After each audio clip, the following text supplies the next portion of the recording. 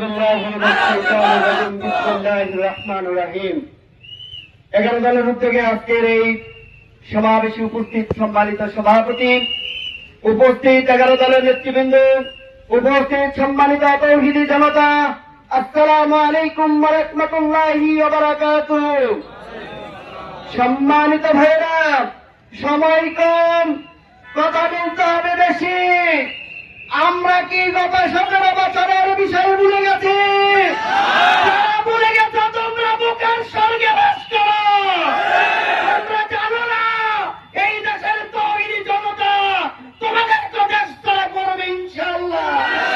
সম্মানিত তৌহিদি জনতা, এদেশের মানুষের পালস বুঝে রাজনীতি করে প্রয়োজন।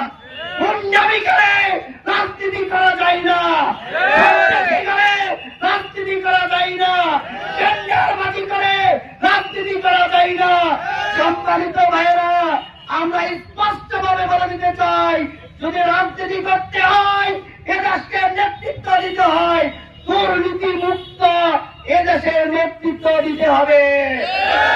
আপনারা অতীতে কয়েকবার চ্যাম্পিয়ন হয়েছেন দুর্নীতিতে। এদেশের মানচিত্র না, বিশ্বের মানচিত্রে লেখা আছে। আমাদের মাতৃভূমিকে আর দুর্নীতিতে চ্যাম্পিয়ন হতে দিব না। ভাইয়েরা আমার, গত 6 মাসে 79,000 কোটি লক্ষ টাকা ঋণ করেছে। এই ঋণের দায়ভার আমরা প্রত্যেকের মাথা কিছু শোধ করতে হবে। ডাইনিভাবে বিদ্যুতের বিল বেড়েছে, দেখেছেন কিনা আপনাদের বাসা বাড়িতে? ডাইনিভাবে মামলা হয়, ডাইনিভাবে হামলা হয়।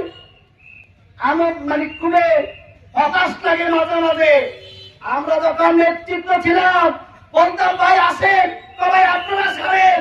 বলেন আপনারা কারাগুপ্ত ছিল? কারাগুপ্ত ছিল? সন্ধ্যের সারিতে থাকত না তারা। এখন বড় বড় কথা বলে, যুক্ত বলে গালি দেয়। সম্মানিত এলাকাবাসী, রাজাকার বলে গালি দেওয়ার কারণে রাজাকার বলতে বলতে তাদেরকে বিদায় দেওয়া হয়েছে। আপনারা আমি স্পষ্ট ভাষা বলতে চাই, মনে রাখবেন, এই গুপ্ত বলে আপনাদেরকে বিদায় করা হবে।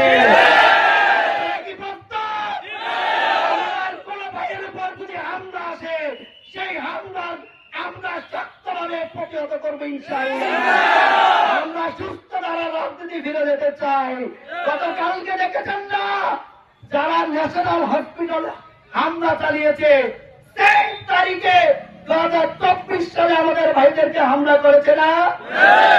কিরে ভাই, ওই পথে হাঁটতে গেল তোমরা? ওই পথ তো ভালো না। তুমি কি জানো না ওই পথ হলো পৃথিবীর সবচেয়ে নিকৃষ্ট একটি পথ? আমরা তোমাদের বন্ধু হিসেবে আহ্বান করতে চাই, ওই পথে তোমরা যাওয়ার প্রয়োজন নয়, ওই পথ থেকে ফিরে আসো। আসো, আমরা মিলেমিশে এই দেশটিকে একটি সুন্দর রাষ্ট্র গঠন করে আপনাদের প্রত্যেককে এই বৈরী আবহাওয়ার মধ্য দিয়ে যারা এসেছেন, আপনাদের প্রত্যেককে আমরা বাংলাদেশ জামায়াত ইসলামীর পক্ষ থেকে ধন্যবাদ, মোবারকবাদ জানিয়ে আমি আমার কথা শেষ করেছি। ওমা তৌফিক ইল্লা বিল্লাহ। আসসালামু আলাইকুম ওয়া রাহমাতুল্লাহ।